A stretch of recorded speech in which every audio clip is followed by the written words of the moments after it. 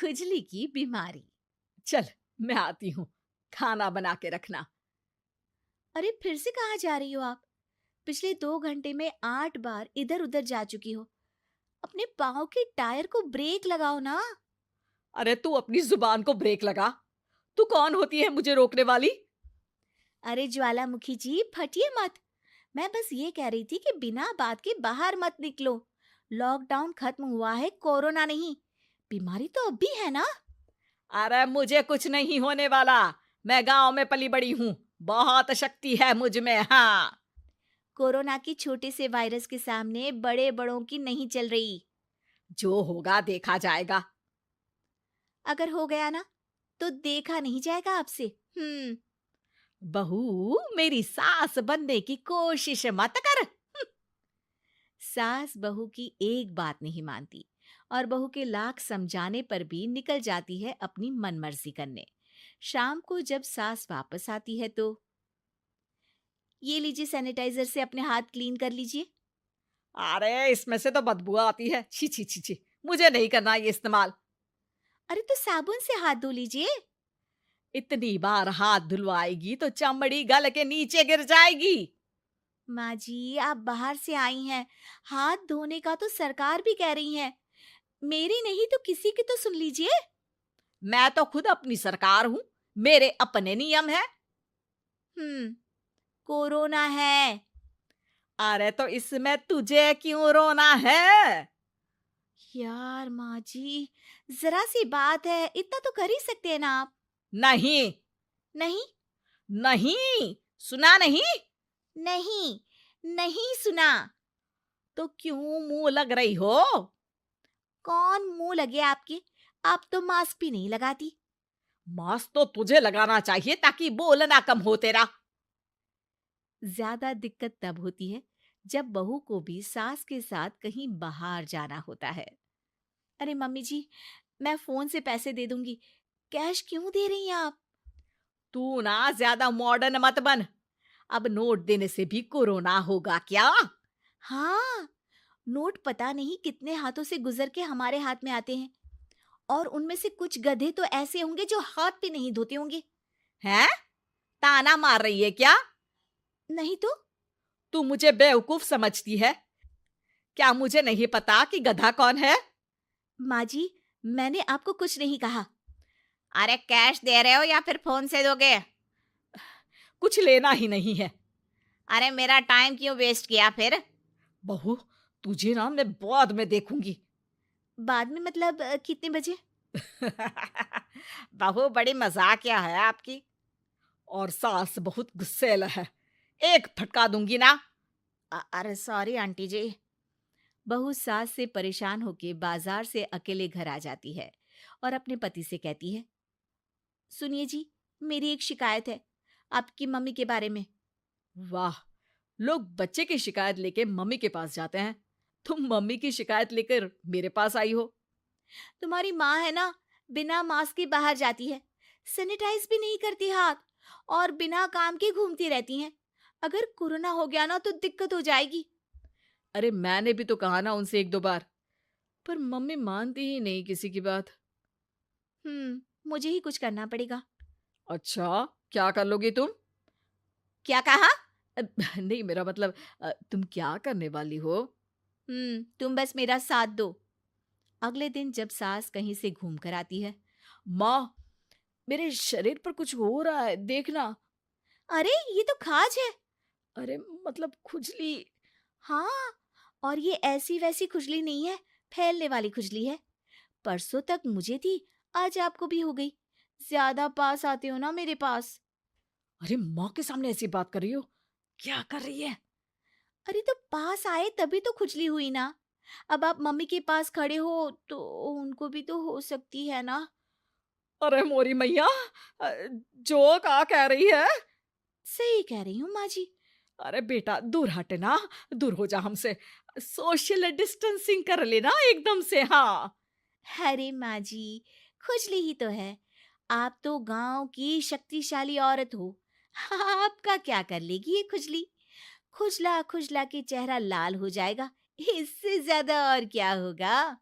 अरे नहीं नहीं बहू, थोड़ी मोटी चीज भी बड़ी दिक्कत दे सकती है ना। और खुजली है, अच्छा थोड़ी ना लगता है, लोग क्या कहेंगे, सारे घर को खुजली हो गई तो है। तो माँ, क्या करूं मैं? अब क्रीम लगा, नहा ले नीम के पानी से, घर से ना निकल वरना लोग खुजलाओ खुजला के माय नेम इज खाज बोल के चढ़ाएंगे तुझे। और हमसे ना बेटा दूर रहा कर, कहीं हमको भी हो गई तो। माँ, ऐसे ही कोरोना भी तो हो सकता है। खुजली होने के बाद लोग क्या बोलेंगे, कम से कम वो सुन तो पाएंगे। अगर कोरोना हो गया तो? हाँ, बाबा समझ गई। अब तू अपनी खुजली का ध्यान रख, मैं तुम्हारे कोरोना का ध्यान रखूंगी, ठीक है? माँ जी, आप तो बिना बोले ही बस इशारों में ही समझ गई। वैसे ये आइडिया था किसका? आपकी बेटी का। अच्छा अच्छा, सोशल डिस्टेंसिंग की वजह से छू नहीं रही हूं तुझे वरना। दे दनादन हो जाता है ना माँ। अरे हंस क्या रहा है, मेरे लिए नया मास्क लेकर आ। उस दिन के बाद सास ने गांठ बांध ली।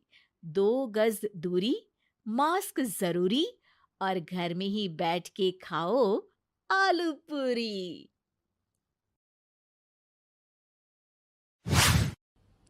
पिताजी, जल्दी चलिए, वरना मैं आज स्कूल में देरी से पहुंचूंगा। मेरी टीचर बहुत गुस्सा करती है। हाँ हाँ बेटा, अभी चलते हैं, बस 2 मिनट रुको। तभी रमेश की पत्नी कमरे से बाहर आती है और रमेश से कहती हैं, सुनिए जी, आज शाम को आप ऑफिस से जरा जल्दी घर आ जाइएगा। याद है ना, आज आपको मुझे शॉपिंग कराने के लिए लेकर जाना है। अरे भाग्यवान, इस महीने हाथ जरा तंग है।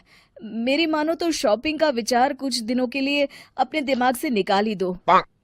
मैं तुम्हें अगले महीने पक्का शॉपिंग कराने ले जाऊंगा। अभी मुझे चलना चाहिए, वरना राजू को स्कूल पहुंचने में देर हो जाएगी। देखिए जी, अब आपके ये बहाने पुराने हो चुके हैं। मैं कुछ नहीं जानती। आज शाम को मुझे शॉपिंग करने जाना है, मतलब जाना है।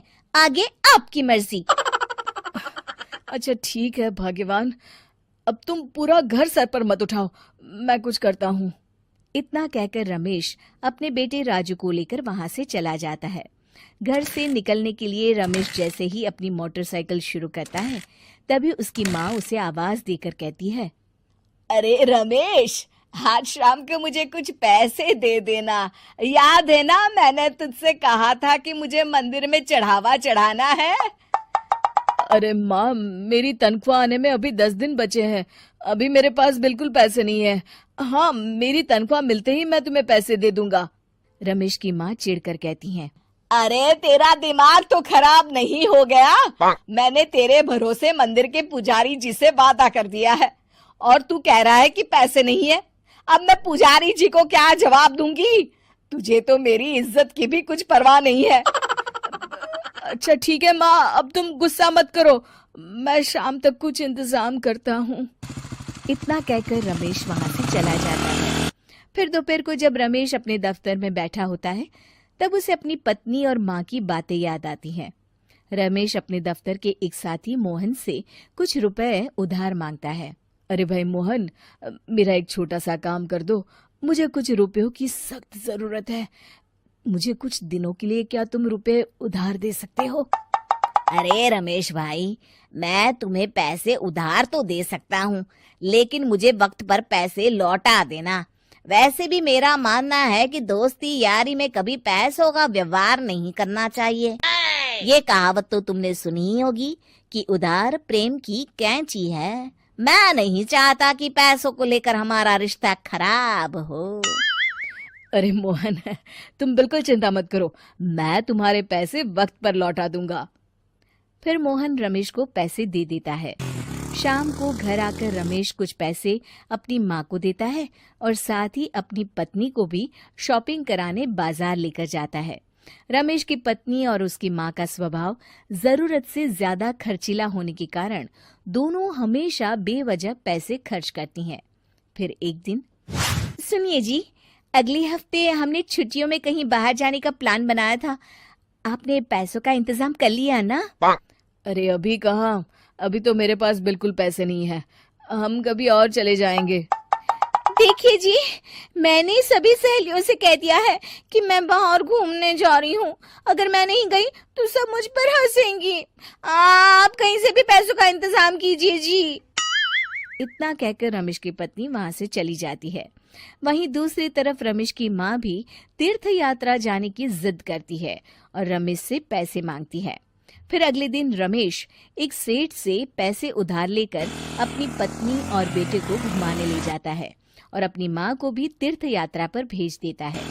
लेकिन जैसे ही रमेश अपनी छुट्टियां बिताकर वापस आता है, कर्जदार उसका जीना मुश्किल कर देते हैं। इतना ज्यादा कर्ज एक साथ अपने ऊपर देख रमेश काफी परेशान रहने लगता है।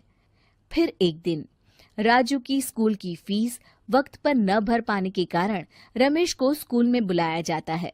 स्कूल के प्रिंसिपल साहब रमेश को सख्त हिदायत देते हैं कि अगर वक्त पर स्कूल की फीस नहीं भरी गई तो उनके बेटे का नाम स्कूल से काट दिया जाएगा। अपने बेटे की स्कूल की फीस भरने के लिए रमेश अपने दोस्त गिरधारी से कुछ पैसे उधार ले लेता है और स्कूल की फीस भर देता है। रमेश की माँ और उसकी पत्नी खर्चे और घर की जिम्मेदारी संभालते संभालते धीरे धीरे रमेश पूरी तरह कर्ज में डूब जाता है। और तभी एक दिन दफ्तर में काम करते समय रमेश की तबीयत अचानक बिगड़ जाती है और वो बेहोश होकर गिर पड़ता है। उसे जल्दी से पास के एक अस्पताल में भर्ती कराया जाता है। रमेश के घर वालों को ये बात पता चल जाती है तो वे सभी अस्पताल पहुंचते हैं। अस्पताल के डॉक्टर साहब उन्हें बताते हैं, देखिए, देर रात तक जागने और जरूरत से ज्यादा काम करने की वजह से इन्हें चक्कर आ गया था। बेहतर यही होगा कि इन्हें कुछ दिनों के लिए पूरी तरह आराम करने दिया जाए। रमेश की हालत देखकर उसके बेटे राजू को बहुत गुस्सा आता है और वो अपनी दादी और माँ से कहता है, माँ, दादी, मैं इतना छोटा हूँ, फिर भी मैं इतना समझता हूँ कि पिताजी दिन रात दफ्तर में काम करके पैसे कमाते हैं। पिताजी अकेला पूरा घर संभालते हैं और आप दोनों अपने फिजूल के खर्चों के लिए उन पर दबाव डालते रहते हैं। आज पिताजी की हालत के जिम्मेदार तो आप दोनों हैं। राजू की समझदारी भरी बातें सुनकर रमेश की माँ और पत्नी को अपनी गलती का एहसास होता है और दोनों की आंखों में आंसू आ जाते हैं। फिर कुछ दिनों के बाद रमेश की तबीयत एकदम अच्छी हो जाती है और वो पहले की तरह अपने काम पर जाने लगता है। रमेश की माँ और पत्नी अब उसे किसी प्रकार की कोई तकलीफ नहीं देते और ना ही उससे किसी चीज की मांग करते हैं। फिर देखते ही देखते रमेश अपने कर्ज के सारे पैसे चुका देता है। उसकी जिंदगी पहले की तरह अच्छी हो जाती है और वो अपने परिवार के साथ खुशी खुशी रहने लगता है। शिक्षा, हमारे रिश्ते एक तराजू की तरह होते हैं जिसकी दोनों ओर जिम्मेदारी और समझदारी का वजन बराबर होना चाहिए।